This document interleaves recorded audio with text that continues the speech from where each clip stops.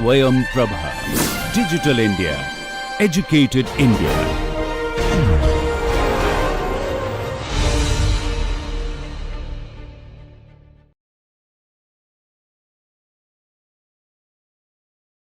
So welcome to lecture number 45, the Statistical Thermodynamics course. Now, as you can see that we wrote that from the two-level energy system, we wrote that this was the expression when you take into account the spontaneous emission, the stimulated emission, and the absorption. And we also have written the Planck's formula, okay, and because this is the radiation density. So it looks like that if both of these two expressions, if they are valid, then it can be valid in only one way. That means your B10 should be equal to B10. That means and A10 and by H.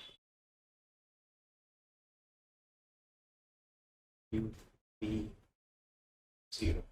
Okay, so this essentially proves that the rate constants, okay, for absorption and stimulated emission, okay, which are basically two very different physical processes, are identical. Okay, and it also shows one other thing, that the spontaneous emission coefficient, which is basically this guy, okay, spontaneous emission coefficient can be determined from the absorption coefficient.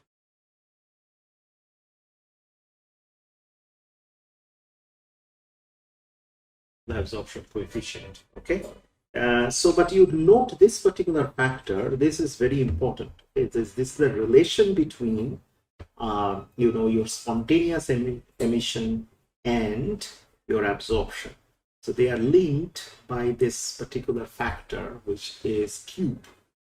Okay, so this plays a very role between the two, very role in the competition between the induced and the spontaneous emission processes. So this is important, and we can see that how this can be determined from the absorption coefficient also. Okay, so that's all very good. Now let us look at absorption and emission of radiation. What are those? Absorption and emission of radiation. Okay, so the interaction of electromagnetic radiation with matter can be described by a simple semi-classical model that we already know. So this is obtained by the time-independent solution of the Schrödinger's wave equation, correct? Okay, in the semi-classical treatment, the energy levels of the molecules are obtained by the solution. So let's write it in the semi-classical system.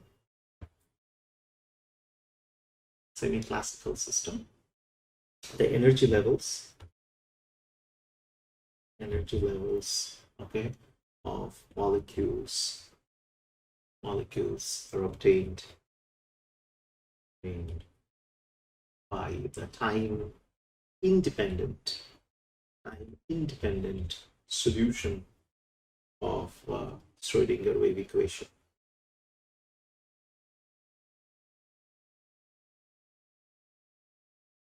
Okay, so that means essentially this.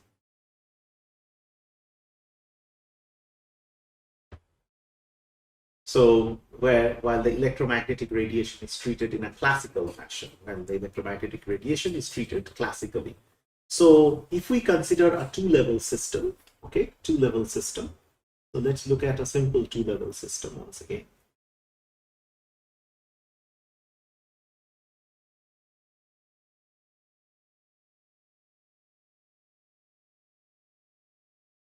when E1 minus E naught.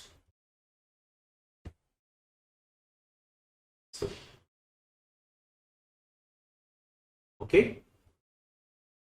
So this is a two-level system which is characterized by the two wave functions, upper and the lower wave functions. The electromagnetic radiation that fulfills the Bohr condition is this. It is precisely tuned to the two energy levels. It's also given as, okay, this is applied to the system to induce a transition from the lower state to the upper state. So the molecules consist of nuclei and electrons at positions Ri, possessing charges Qi.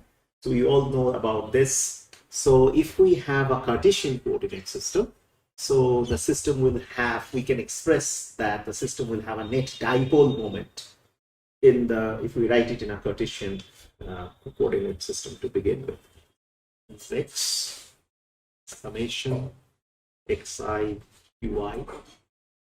Then there is mu y, is written as yi qi.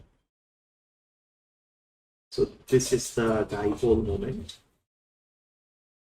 The dipole moment, which is so the system can have a net dipole moment because it has got nuclei and electrons at different positions carrying charges qi. So qi are the charges, and Ri is basically nothing but the position of the nuclei and the position of the electrons. So these electrons are basically what are distributed in this particular way. So it's like this. Okay. Y, Z, X, something like that. So there may be Q3, Q1, there may be something like Q2 somewhere. Okay. So these are the kind of position vectors, R1,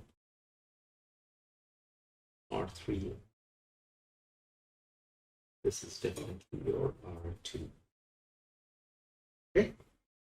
So they are located at different things. And then of course, there's a mu z also, which is summation of Zi Qi. Okay, so this is also given. Okay, where xy, xi, yi, zi are the coordinates of particle I relative to the center of mass of the molecule. Right, center of mass of the molecule, and these are the positions of the particles. So the interaction of radiation with material system is taken into account. We already know about this by addition of a time-dependent perturbation, right? So this is, we already know. We have done it before. So that is what we are going to do. So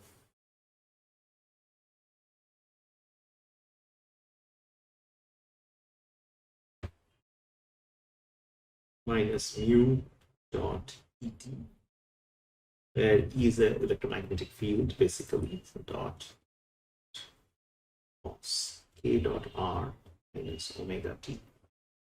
Okay, so if the oscillating electric field is in the Z direction, okay, and the system is at the origin, the oscillating, say if the oscillating electric field is in Z direction, which means that your E naught is equal to 0, 0, 0, Z, like this, and the system is at the origin, and system is at origin R equal to 0. Okay, and the wavelength is basically greater than the dimensions of the system to avoid having different electric field strengths at different parts of the molecule. So the wavelength is greater than the dimensions of the system, so to say. So H at prime is equal to minus mu Z E0Z cos omega t, which in other words is like mu E cos omega t. So the transition probability is therefore obtained by solving the time-dependent Schrodinger's wave equation. So the transition probability is obtained by solving the time-dependent Schrodinger equation.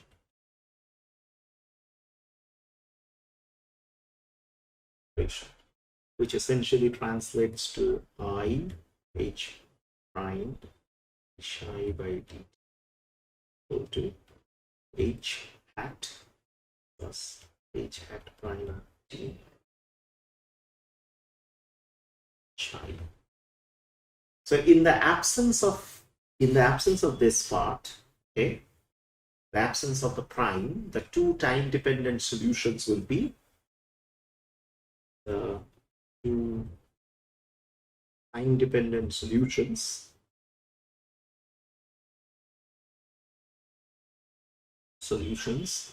okay, in the absence of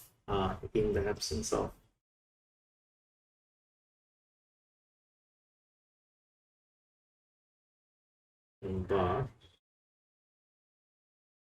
is given as psi 0 t is equal to psi 0 e minus I e naught t by h bar, okay, which is equal to I naught e I omega naught t. And when there is psi 1 t equal to psi 1 e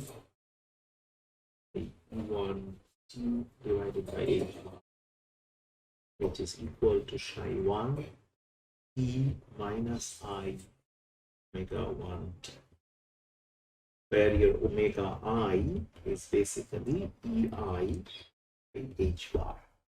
Okay, so this is the time-dependent solution, okay, of the time-dependent wave function, whereas the other one was a time-independent. We can write it with the time-independent wave function.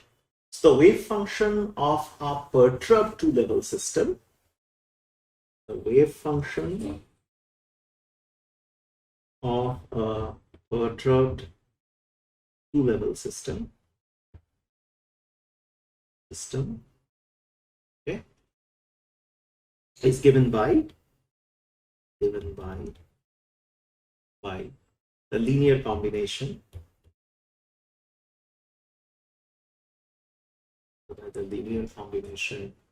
of complete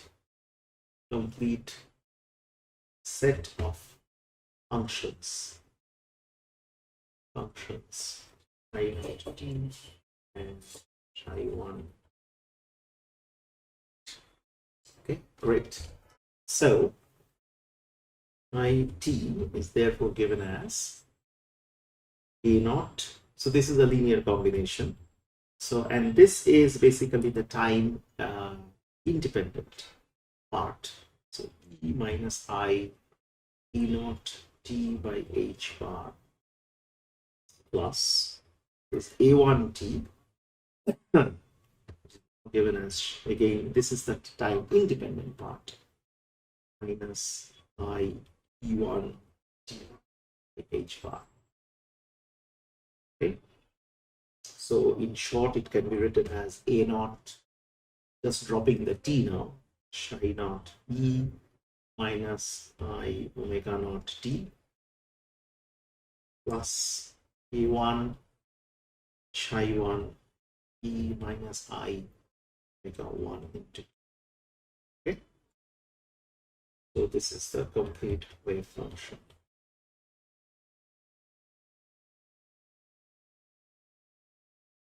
Okay, so these are the time dependent coefficients, A naught and A1. These are called the time dependent coefficients. Okay, so substitution of this particular solution into the time dependent Schrodinger's wave equation. So if you substitute this now, 2 I h bar, right? So this is the complete time dependent solution.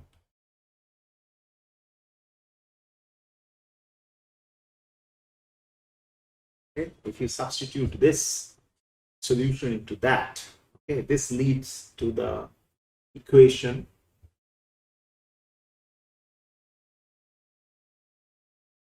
I h bar a naught. This is once again the time independent portion. Remember, that's why I'm writing it in italics. A1 bar. Dot means it's a differential with respect to time.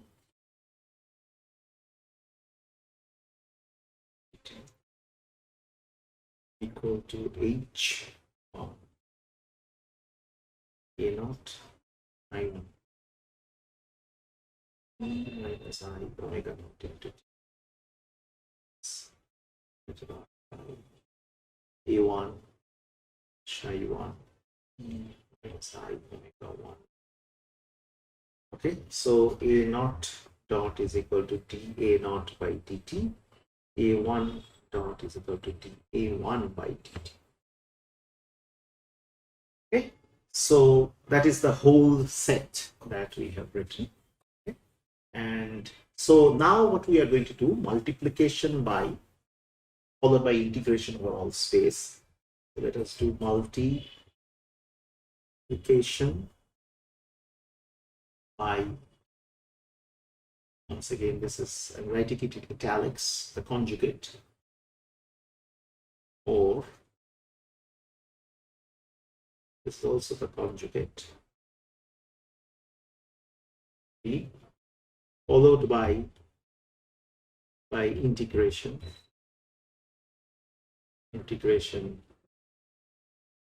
over all space, then gives basically two coupled differential equations.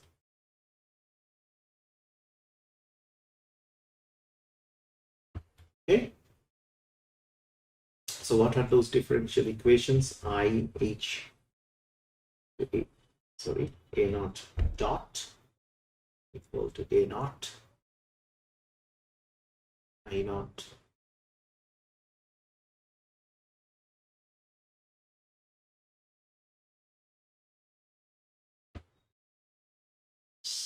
A1 I naught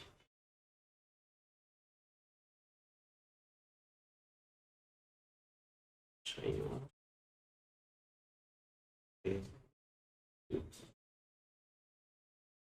I omega 1 0 into t.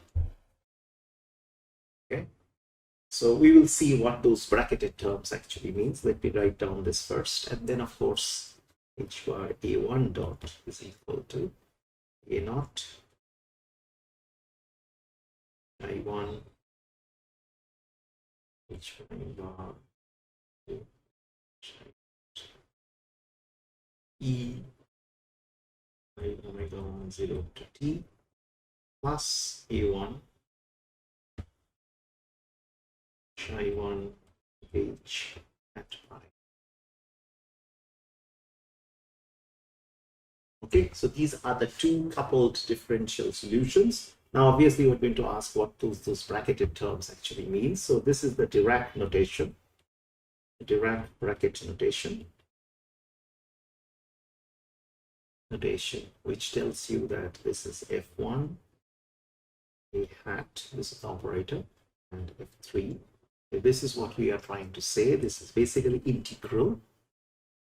F1, this is the conjugate, A, F3, d tau, where tau is basically the across the entire space. So no approximation has been made other than that there are two states, psi 1 and psi naught.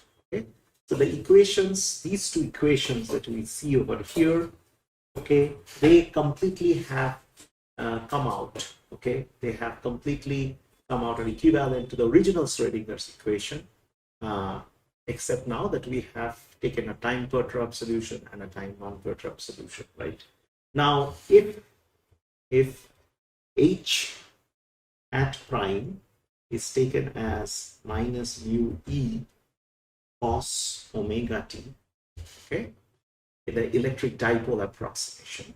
Okay, then the time dependent perturbations H prime has odd parity, that it is an odd function of the spatial coordinates. In other words, H hat prime is an odd function, okay, since mu is equal to minus Ez. So the products psi1, the mod of psi1 square or psi0 square are even functions. So the integrants are basically odd functions, are also odd functions. Okay? So as we know that all atomic and molecular states that have definite parities, even or odd, with respect to the inversion of the space fixed coordinate system, okay, one can write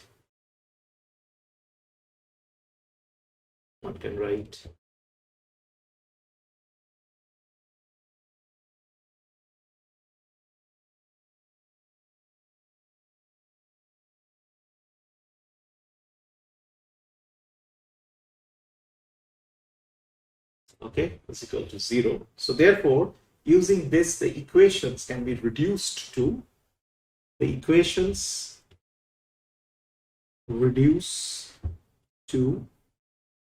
I h bar a naught dot minus a1 m01 e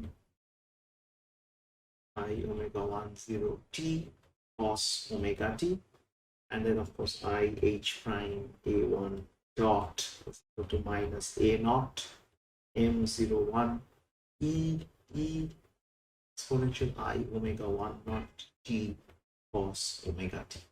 But the integral m01, as we know already, is the same as the other one. It's like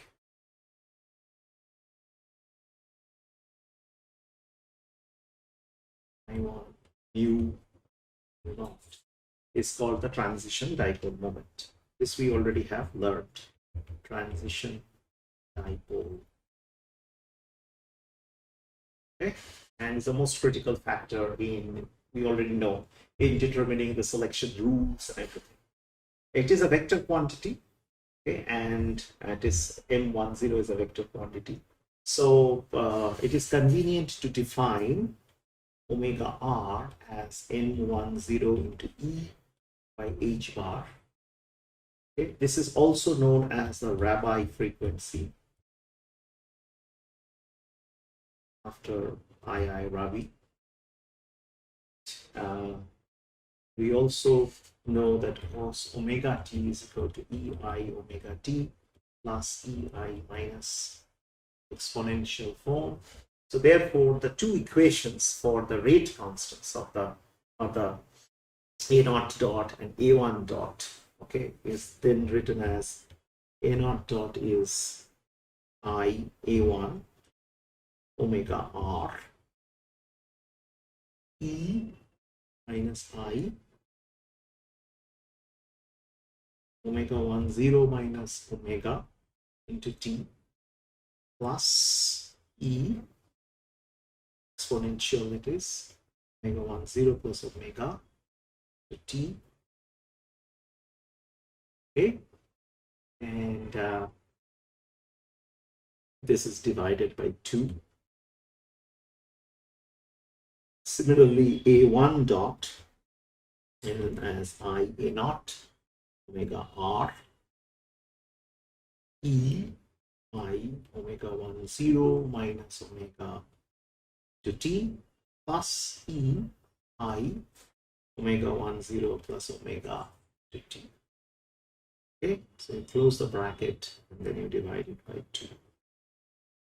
Okay, so the physical meaning of the Rabi frequency would be clear. So these are the two, A1 and A2, or dA1 by dt and dA0 by dt. So at this stage, only approximation that we can make is omega 1 0 is almost the same as omega, since the system with Bohr frequency omega 1 0 is nearly or is resonant or nearly resonant with the optical angular frequency of 2 pi So basically what we are trying to say is E1 minus E naught by H bar, which is equal to omega 1 naught, okay, is resonant or nearly resonant okay, with the optical angular frequency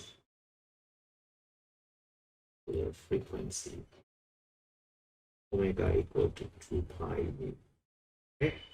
So the terms, therefore, which is represented as EI omega 1 0 minus omega into t, or E minus I omega 1 0 minus omega into t, they represent slowly varying functions of time, okay, compared to the rapidly oscillating non-resonant terms. Okay, so this represents the slowly varying functions of time, okay, when compared okay, to rapidly oscillating non-resonant terms.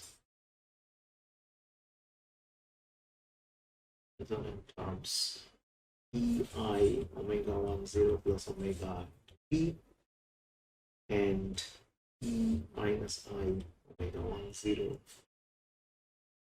plus omega into t. Okay. So we will see in the next lecture that how this approximation and where does it lead to. Okay, so we will cover this in the next class. Thank you.